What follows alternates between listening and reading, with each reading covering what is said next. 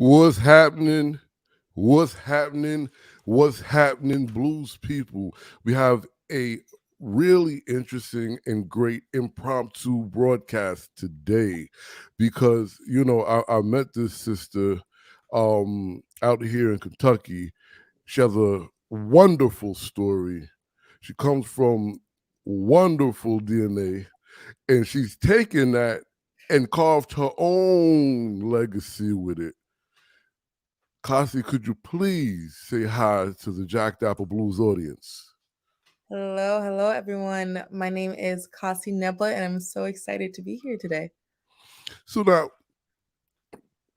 we got to get to going with this because you the title of this show, and I'm using what you sent me, right? From civil rights, was it civil rights to Netflix? Civil rights legacy. Right, civil rights legacy to Netflix. Excuse me. I want to start right there because that says a lot, right? What what inspired that title? That's a great question. I was inspired to identify or label this journey as from a civil rights legacy to Netflix because it really sums up two huge pinpoints in my life. And to begin, I would say I'm from Russellville, Kentucky. I was born to Charles and Marvinia Neblett. They are both civil rights activists, and I grew up in a home that was filled with that atmosphere and that energy. And so, what that means is that I can't really talk about myself without talking about my parents because they shaped the world that I grew up in. And essentially, in further detail, it would mean that with my dad in his 20s, he was attending SIU. He was majoring in math and music, and he decided to drop out to join the Student Nonviolent Coordinating Committee, where he traveled around the world, where he was going to Ku Klux Klan rallies. He was marching with Martin Luther King and John Lewis and really fighting for voting rights in his 20s, early 20s. And then let's not forget my mother. My mother in her 20s, she was born and raised in Russellville, Kentucky. And she was running her father's business after he passed away when she was 18, as well as taking care of a mother that was having mental breakdowns, as well as her younger brother. So when you think about what my parents were doing in their 20s, and what I'm doing in my 20s, it is so different, but so connected. And it's connected because they taught me how to write a story and not just passively read a story. So the household that I was growing up in was very active and embraced change in every single way. We grew up very humble. And for us, being realistic wasn't in the cards. We had to really be optimistic and imagine how the story could change and not just accept what was in front of us. So that meant if in school I was not doing well, it didn't mean that I wasn't intelligent. It meant that I needed to change something and that I needed to perhaps get a tutor. If I wasn't doing well in sports, it didn't mean that I wasn't going to be able to play in college. It just meant I needed to also change something and maybe put in more time. And they also taught me that you are wealthy, that we were wealthy, not in money, but in resources and in our minds. And that type of mindset took me from going to Russellville High School and going through the Russellville Independent School System to Gatton Academy, one of the best high schools in the nation at the time, to Columbia University, one of the best universities in the world, majoring in computer science engineering and captaining the volleyball team, which I played on for 4 years as a Division I athlete. It took me to Goldman Sachs, where I survived corporate hours and the infamous, I wouldn't say infamous, but the reputation that working there is very intense, which it is, but it's also beautiful. And somehow, after I decided to leave all of this and leave my engineering background and embrace a creative side and take that risk that my parents taught me, it's okay to take risks as long as they're calculated and they're true to you. And I had decided to travel the world after a lifetime of just working really hard. And the day after I quit my job, I got a message from my Gatton Academy classmate, Blake Holly, asking me if I would audition for Netflix's The Mole. He told me, I think you'd be amazing at this on this cast. Please, consider auditioning for it. And it was the timing, the juxtaposition of the events felt so supernatural to me and so beautiful that I had to say yes.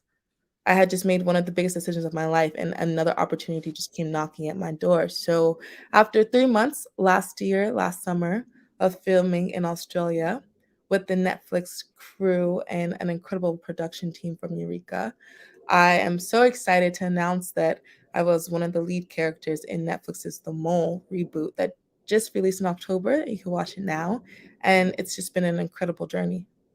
So there's so much to unpack right there, right? Yeah, a lot. And for those who are unaware, The Mole was an originally aired on ABC from 2001 to 2008, now broadcasted on the infamous Netflix. And I say infamous because Netflix changed the game as how we consume content, right? Absolutely. And I think that's very telling about your story, because from your grandparents to your parents to you, you've changed the game on not just consumption of many different things, from media, right, to revolution, right, to radicalism. Hmm.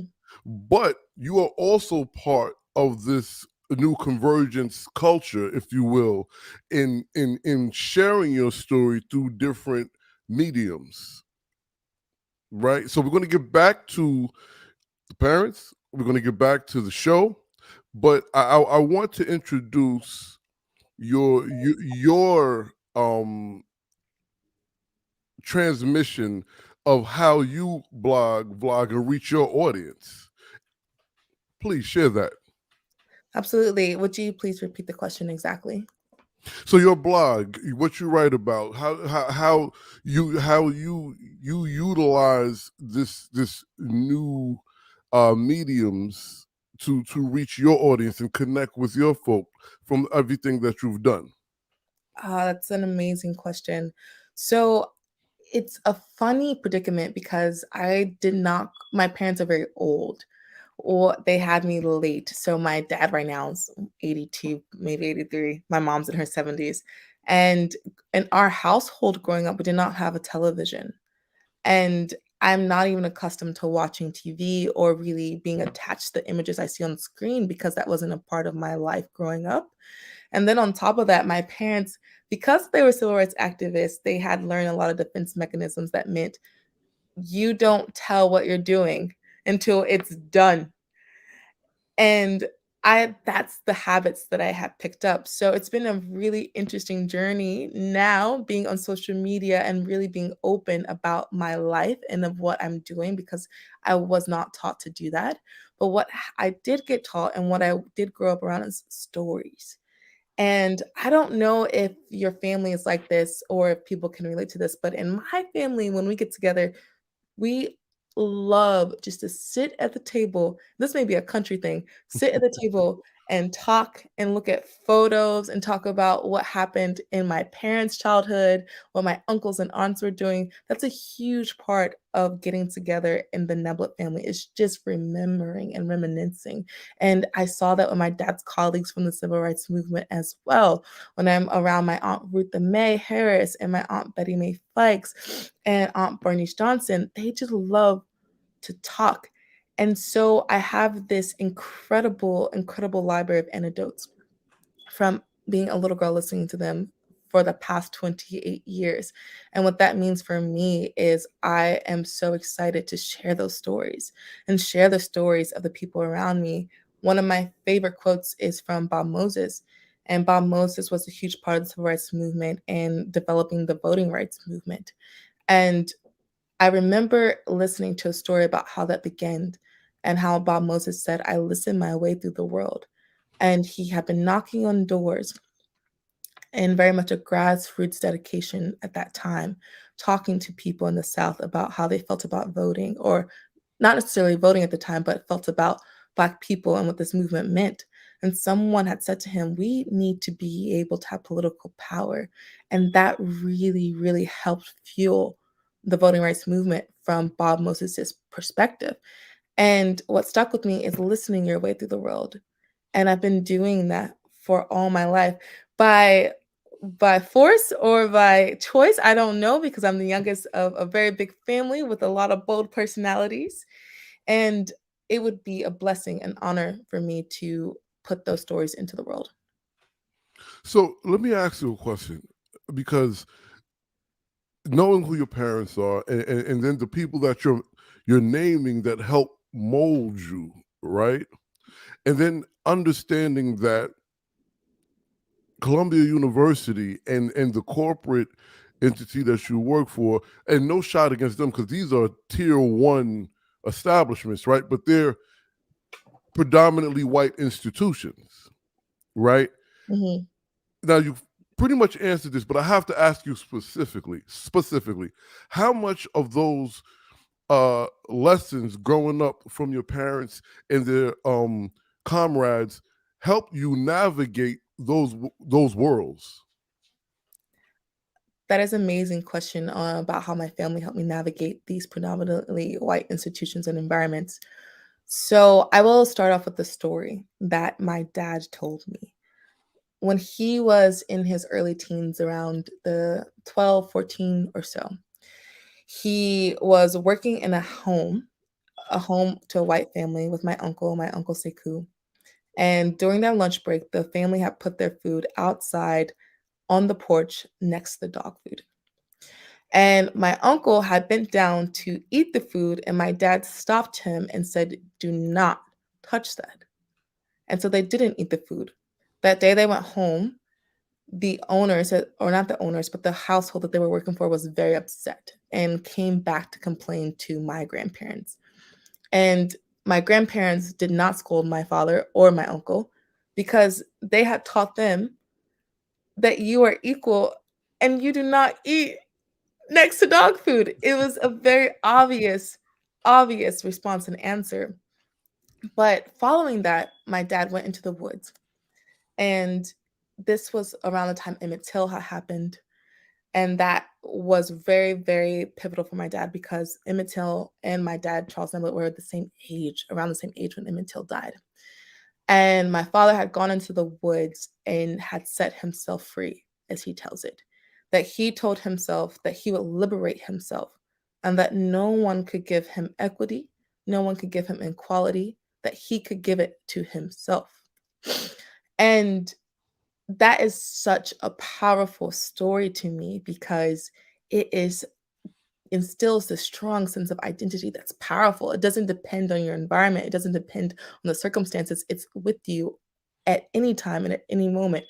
And that's the type of identity that he instilled in me. So when I'm going into Columbia and I'm surrounded by students from different economic backgrounds, different academic backgrounds, I feel as if I belong here, not because someone else told me that I was supposed to be there, but because my parents told me that anything is possible. If you remember these stories about if I was struggling in school, it wasn't because I wasn't smart. It's because I just needed something different.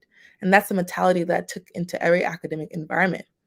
Now, when I was working at Goldman Sachs, that mentality didn't leave. It was still there. It was difficult. It was very, very difficult. But I knew that anything is possible, that if my parents could change the way that they saw the world and to make impact and make a way out of no way and give me the sense of identity, that I could survive in the corporate world as well. I love it. I love it. Reverend Tamara Turner says, it's an honor. I'm going to put this on the screen again. It's an honor to see this young lady and how she matured. Her parents would have me come to their home and braid her hair when she was younger. We are so proud of her. Truly, God has blessed her. Wow, that's beautiful. I appreciate that so much, especially if people have known me since I've grown up because I've changed quite a bit. And it's really, really beautiful to watch people come on this journey with me too. So let's talk about another part of this journey because you know you were, I would say you were in the mix, right? Because you were a captain of a D1 volleyball team, so that's no small feat, right? D1 in any sport, that's, as we say, that's big time. You again proceed your school, prestigious job. Then you end up on a Netflix television show that had a long run, and I would say a strong amount of popularity. You told us how you got there. How did you feel when you were there? Specifically, how did I feel when I was filming the Yes, series? yes, ma'am. Oh man,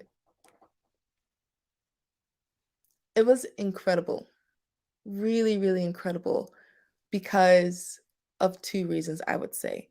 One, whenever you go into a different environment, it is amazing to see that there's other people with these incredible expertise that they've been honing all their lives to create something spectacular and as difficult as it is to create television.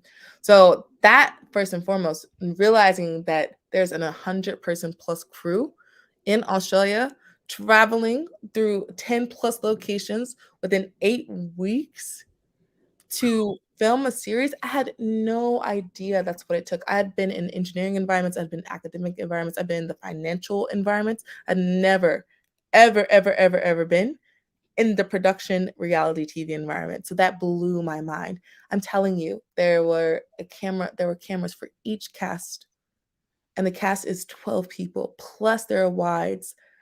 On top of that, you have a sound crew. On top of that, you have a design crew, set crew, wardrobe crew, editing crew, production in the front, production in the back, 100 plus people. You even have a travel team to organize all the travel for people. So that was incredible to see how much people love their passions and to be in the midst of people loving their passions and creating art, because television really is art. On top of that, because I have been the youngest in my family, or because I am the youngest in my family, I'm a watcher. I would 110% label myself as a listener in life. I love just watching people and listening to people and learning people and having patience and dedication to really understand who a person is. So when we were filming The Mole, that is one of the things that fascinated me the most, is learning about each player and how their journey has affected their decisions, just as my journey has affected my decisions, what they're afraid of, and how connected that is to their history. That was really, really fascinating. Wow. Wow. So there's something we really didn't touch on, right? Because you star athlete, right? Family, civil rights, but then you go into engineering and finances, and then you end up in TV. These are like polar opposites. What attracted you to engineering first and foremost, and how did you turn that into a financial career? I was drawn to engineering from an early age, and I would have to credit one of my brothers, Camille Neblett. There's six of us in total. I'm the youngest. He's the second youngest. And he used to tutor me in math when I was in fourth grade, and he loved it. So I would come home after school, we'd go to our bunk beds, and he would go through with me all of my math homework in elementary school. Think about, and he's 4 years older than me, so he gave me a really, really strong foundation in mathematics. On top of that, my parents have incredible foresight. They're go-getters. I am telling you, when I say we're from humble beginnings, we are from humble beginnings, but my mother and my father were creating magic. My brother and I have this joke, all my siblings and I have this joke that says that my mom, with a nickel in her pocket, lives like she's wealthy, Mm, because she really, really is incredible at seeing resources in front of her and maximizing them. So she sent me, my father and my mother would send me to these engineering camps at Kentucky State University when I was younger. And that was incredible too. We would do research when I was maybe in eighth grade. I was researching the pawpaw plant and how it had qualities that could help cure cancer in eighth grade or like ninth wow. grade. And when you have that type of support system, it makes it easy to go into engineering, because on top of that, I think I had developed a very logical mind, I hope. That math and engineering was very kindred to me. I loved definites. The abstract was a little bit more daunting to me, but the definiteness of science and exploring that was very, very conducive to my personality. So when I went to college, I'm not going to say it was a no-brainer what I was going to major in. That's not what happened. I came in thinking I would go into civil engineering, didn't do that. Before that, I thought I would do architecture, didn't do that. And I actually had hated computer science when I first started it in high Really? school. It was brutal. It was so brutal. I would joke with one of my really good friends at the time, as soon as we get out of this Java class, which was the intro to computer science course in high school, I would never look back. But but little did I know in college when I took my a computer science course because it was required for the engineering curriculum, I loved it because computer science is like learning a new language. And I didn't realize how painful it was to learn grammar, how painful it was to learn syntax, but how great it is to write a story once you do learn the basics. And I had amazing foundation from the Gatton Academy for Computer Science. So when I came into college, I was just telling anything I wanted. I was writing anything I wanted because had that foundation and I fell in love with it. And that's what took me to Goldman Sachs. I worked in the technology division. Although it's a financial company, what a lot of people don't know is that they have a really, really strong technology division where they build a lot of their technology in-house. Mm. So now, with this conversation, I've kind of gotten a picture of how, the culmination of being a civil rights legacy and Netflix come together, right? But I would like to ask you, um, after the show and the things that you're doing now, walk us through that culmination of the and connecting these two worlds. What you're doing to connect these two worlds. Between how am I connecting the two worlds between Netflix and Civil, being from a civil rights background? yes, ma'am. As I mentioned before, my parents taught me how to write the story, not just read the story that you want for your life. And not metaphorically, but literally, I love writing. And I've been journaling since I was in elementary school. And since Netflix, there's a lot of stories that I've been writing down, a lot of stories about what it's like to be filming with 11 other people and what it's like to learn them and to, whether we like to admit it or not, just being around other people, your energies are oscillating. It's osmosis, whether we want to admit it or not, it's happening. And I was a conduit and in the middle of this osmosis of energy transfer for 10 weeks. Can you imagine? There's a lot of stories there, and I am so excited to share those. And on top of that, living with such an incredible history where when I was younger, we would leave school for randomly on a Tuesday to go to Alabama for Jubilee during elections and to Wow. be there and celebrate Bloody Sunday and Wow. to commemorate Bloody Sunday with other politicians and other leaders and to go to Shaw University for the 50th SNCC anniversary and skip school for that. My parents taught me that the world is your classroom. And can you imagine when the world has been your classroom for 28 years, the stories you can tell? Which is what the question I'm asking to myself. So, all that to say, I think that what you will see coming very soon is this coming to fruition through writing and visually. And I'm really, really excited about that. Well, as am I. I would like to know through your vision. Do are you the vision? Are you the what is it? I think it's called I'm my ancestors vision, something like this. Are what your parents and their comrades fought for? Are you are you and your peers the living proof? Would you say that? Ooh, that is the million dollar question. Are we the vision of what they fought for and lived for? Yes, ma'am. That is a very hard question, but I would say yes. I would say yes because the life that my friends, my African American friends, and I are living in our 20s. And I would say this, I cannot speak for this entire generation, but I can speak for my community in our space. because that's what I'm most familiar with. And in my community, in my space, it's very diverse ethnically, racially, sexually. But for the African American community that I feel so connected with, the freedom of thought, the amount of criticality which we look into the world would not have been possible if it wasn't for our parents and for the people that came before us. And the way that we maneuver life right now would not have been possible 50 years ago. And I think there is a commitment, there is a vision that we have now that knows that there's a lot of change that has to happen.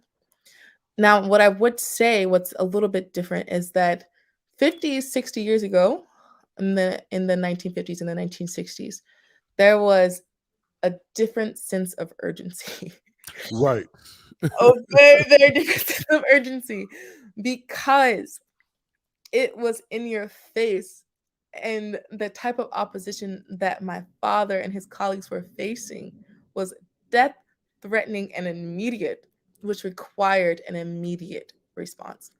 Now, I think what my peers and I think we have the ability to really think in longevity and really develop a strategy and a solution that is not just volunteering, that's not just giving an hour here or there, but that is going into these institutions that are not really working for us and having power there and having a voice there and speaking there to change institutions as well as to create solutions that have longevity, just as our ancestors did, but it just looks a little bit different.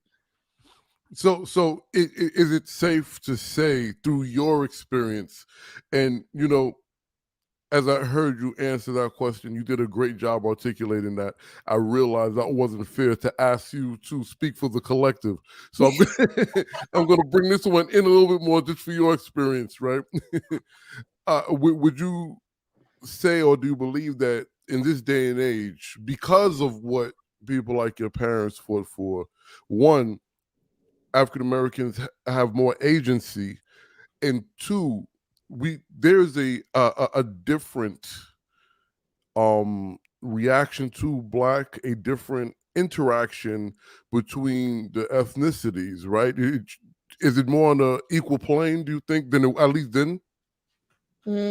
Just to be sure, could you repeat the question? Um, do you feel Black folk have more agency now because of the fight that was put up by people like your parents?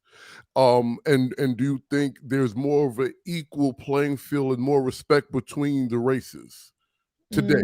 Mm.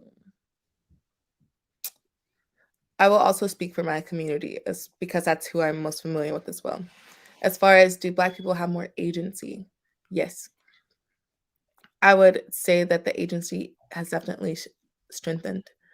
But what is slightly more difficult is determining where each of us need to create change. I do believe that today the problems and the obstacles are not as obvious. They are there and apparent, but where do you tackle first? Where do you go first? And what is the best fit for you? And on top of that, I think what's complicated is that it's slightly easier to live in today's age and not really address the problems that we see. You can have a house, you can go to school, you can live pretty happily as an African American from a medium income household and really not have to face the problems that we're dealing with. Whereas 60 years ago, you really could not ignore it.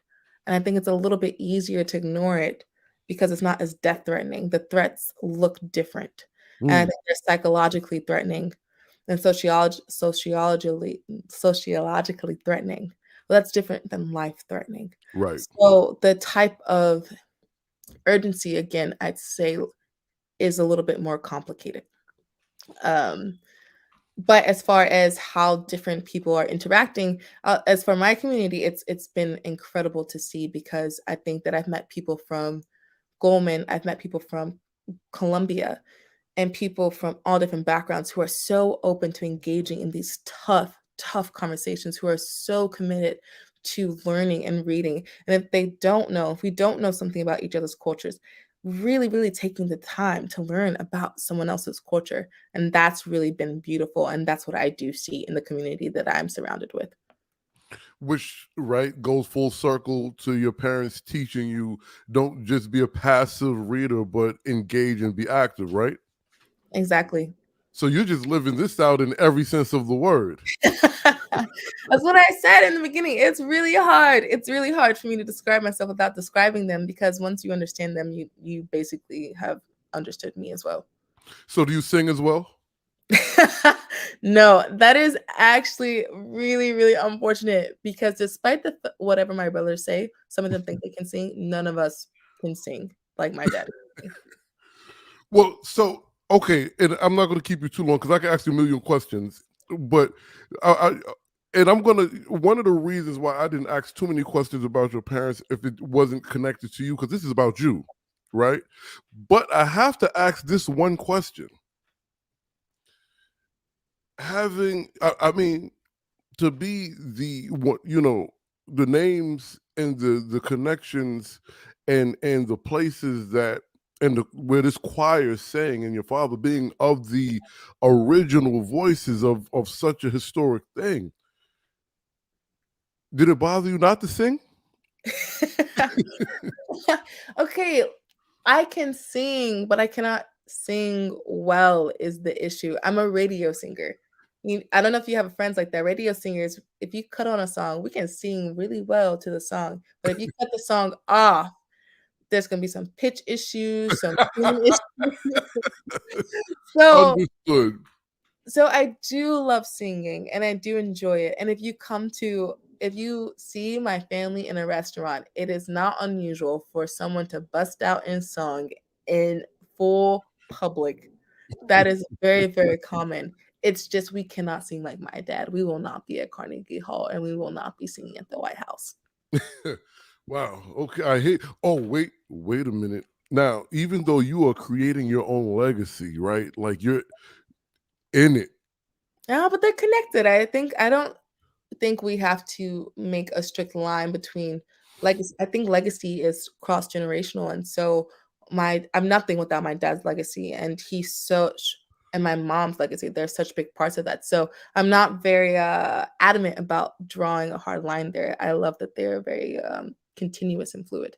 Good, because I mean you pretty much answered the question that I was going to ask. Because in some cases, it appears, if nothing else, it appears that the legacy, meaning the child, um, have big shoes to fill, and that sometimes creates some sort of a issue based on how it was told. Because that was told to me about the other legacies that I interviewed. But I like how you, as Miss Marilyn Whitlock Hockersmith said, articulated that answer, right? Because I kind of view it that way too, because they are interconnected, right? Absolutely. That is a great question, because what has been incredible about being born into this family where my dad and my mom have done so much work is that our extended family is incredible as well, because our extended family are other SNCC members, other SNCC legacy children. And I've been so blessed to connect with each of them and to with them, because it's phenomenal, because we can go to an event and my dad can tell me, "Oh, this is Charles Sellers' son," or "This is such and such." And I maybe have never ever met them, but it feels like an immediate cousin. And it's super cool. But I have learned from conversations with other SNCC legacy children or civil rights legacy children that it's hard. It's hard because there is this type of celebrityism that's associated with your parent. And then you do feel the pressure of, can I fulfill my parents' shoes? And what I'm grateful for is my parents never made me feel that way. And I'm not saying that their parents made them feel that way either. But from the beginning of time, my parents let me choose my own path, and they emphasize what makes you happy and find your own journey. All my siblings are very different. They had to handle us very differently, and I think they did a very, very good job of it. And what that looks like is that when I think about what my mom has done and what my dad has done, I can't be that. I can't do that. I am not about to go to prison 20 plus times. I Right. am not about to jump into a Klan rally. And who could I run a nursing home and a mother with a mental illness at 20? I really don't think so. I was playing volleyball, running around New York. It was great. It was a different lifestyle. But all that to say, it's so nice to have that space that they have given me to really figure out and hone what does change, creating change look like for Kasi. And because of that, I feel so liberated. And I think that we think better when we liberate our minds to really carve out a path that is right for me to help create change in the world. And it doesn't have to look exactly like my parents. Well, I mean, that's beautiful. And that's kind of answered my next question. So instead of you answering it for yourself, just maybe answer it for what you may think, opinion of those in the shoes, because on the outside, right? And when I say on the outside, those who don't come from the loins of people who've made this type of history, is there actually, maybe you can answer this for yourself as well, even though what you said was so great.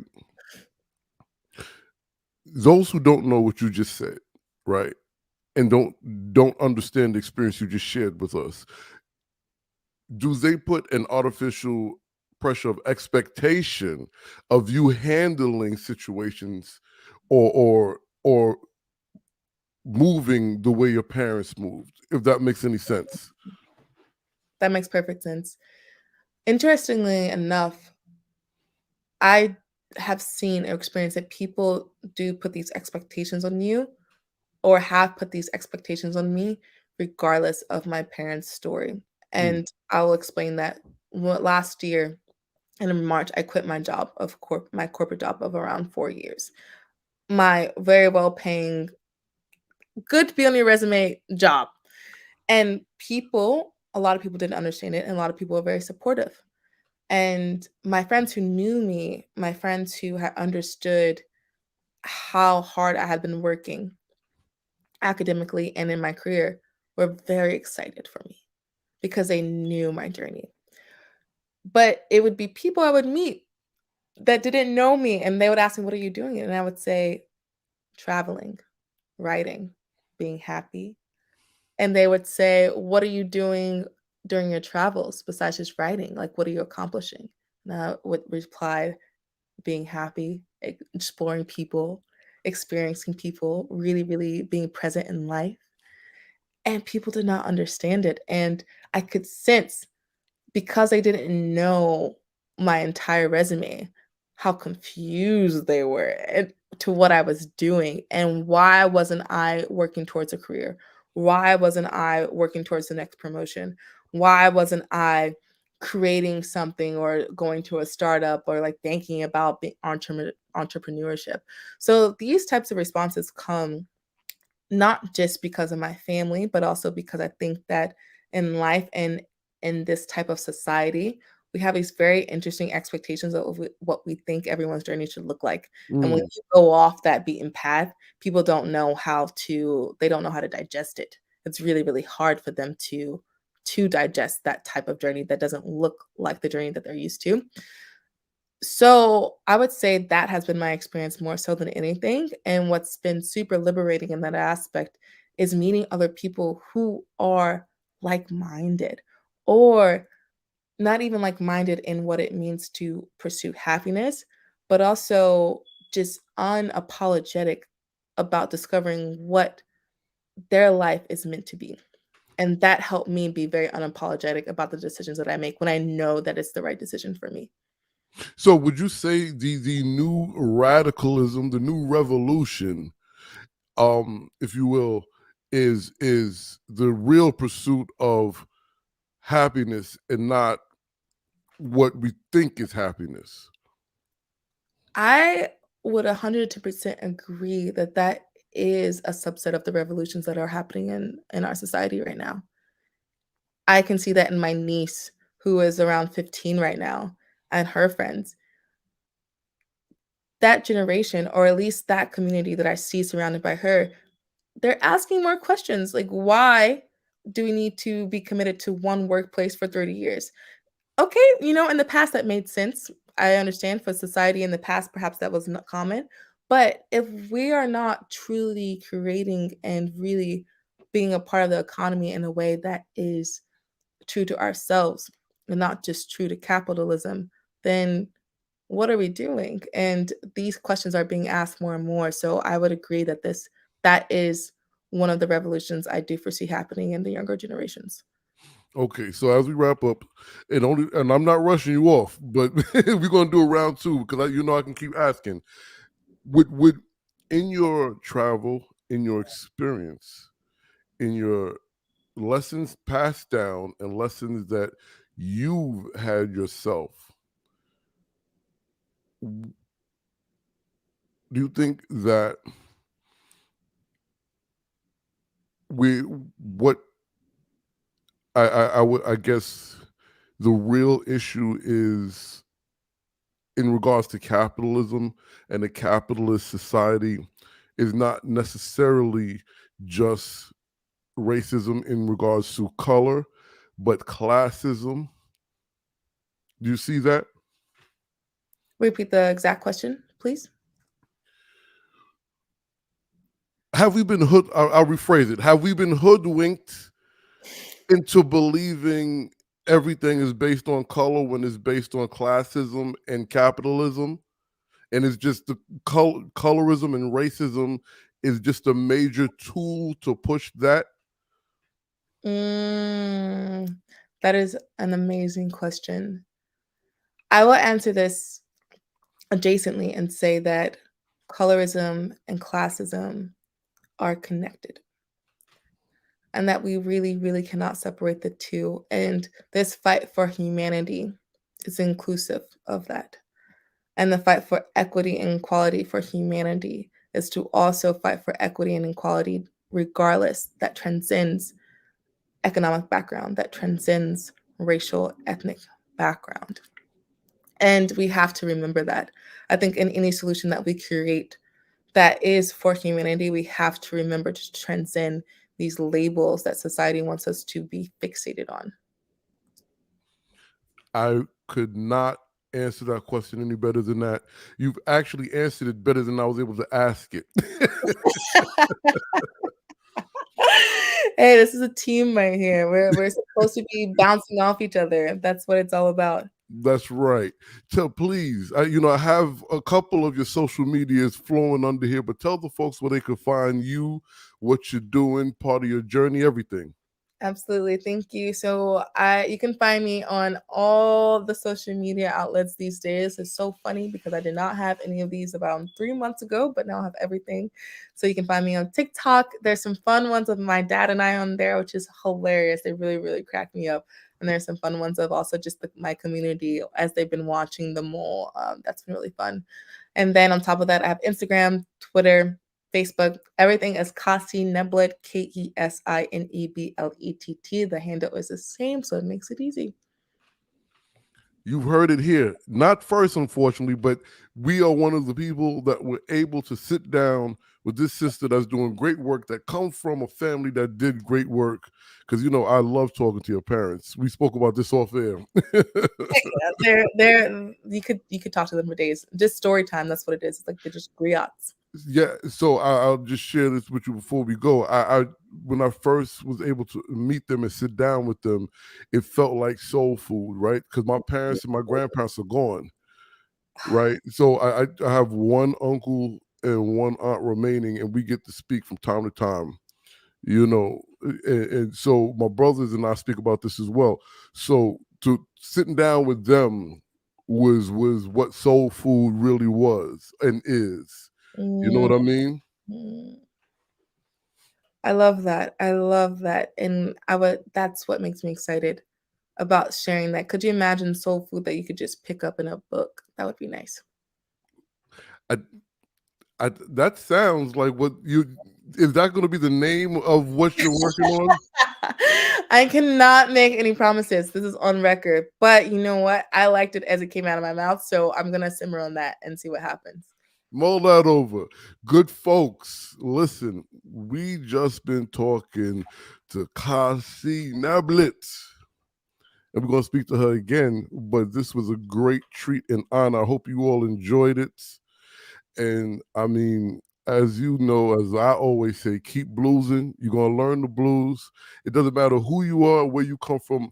Learn, take back, and own your narrative, because that's what we're doing over here. Amen. Thank you, Mr. Pearly. Thank you. God bless.